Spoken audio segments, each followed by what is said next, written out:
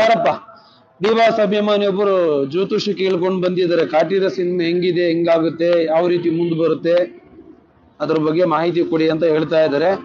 ನೋಡು ಮಂಜು, ಬಾ ನೋಡು, ಕರೆಕ್ಟ್ ಆಗಿ ನೋಡು ಅವ್ರದ್ದು.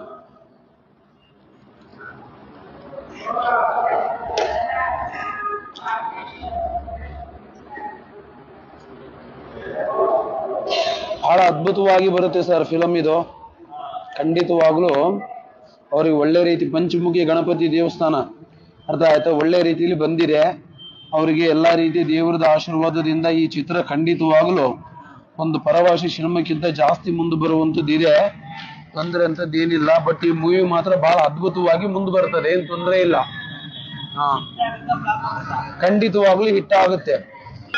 ಈ ಗಣೇಶ ಶಾಸ್ತ್ರದ ಮೂಲಕ ಕಾಟೇರ ಚಿತ್ರದ ಬಗ್ಗೆ ಮಾಹಿತಿ ನೋಡ್ತಾ ಇದ್ರೆ ಸೂಚನೆ, ದರ್ಶನ್ ಅವರು ಅಭಿನಯ ಮಾಡಿದಾರಲ್ವಾ, ಅದರಲ್ಲಿ ಅವರು ಪಾತ್ರ ಮಾಡಿದ್ದಲ್ದೆ, ಅವ್ರ ಪಿಕ್ಚರ್ ತುಂಬಾ ಹೆಸರು ಮಾಡಿದ್ದಲ್ದೆ, ದುಡ್ಡು ಮಾಡಿದ್ದಲ್ದೆ, ಅವ್ರಿಗೊಂದು ಒಳ್ಳೆ ರೀತಿ ಪ್ರಶಸ್ತಿ ಬರುವಂತ ಸಾಧ್ಯತೆ ಇದೆ ಅಂತ ಸೂಚನೆ ಗೊತ್ತಾಗ್ತಾ ಇದೆ. ಗಣೇಶ ಶಾಸ್ತ್ರದಲ್ಲಿ ರಾಘವೇಂದ್ರ ಸ್ವಾಮಿ ಕೂಡ ಬಂದಿದ್ದಾರೆ, ಒಳ್ಳೆ ಹೆಸರು ಮಾಡ್ತಾರೆ, ರಾಷ್ಟ್ರ ಮಟ್ಟಕ್ಕೆ ಅವರು ಒಂದು ದೀಪ ಆಗುವಂತ ಯೋಗ್ಯತೆ ಇದೆ ಅಂತ ಕಾಣಿಸ್ತಾ ಇದೆ. ಖಂಡಿತವಾಗ್ಲೂ ಅವಾರ್ಡ್ ಬರುವಂತದ್ದಿದೆ.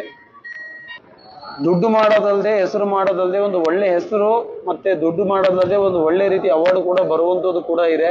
ಈ ಚಿತ್ರ ಕೂಡ ಒಂದು 100 days ಹೋಗುವಂಥದ್ದು ಕೂಡ ಇದೆ. ಜನಸಂಖ್ಯೆ ಹೆಚ್ಚಿನ ರೀತಿಯಲ್ಲಿ ಕೂಡ ನೋಡುವಂತ ಸಾಧ್ಯತೆ ಕೂಡ ಇದೆ.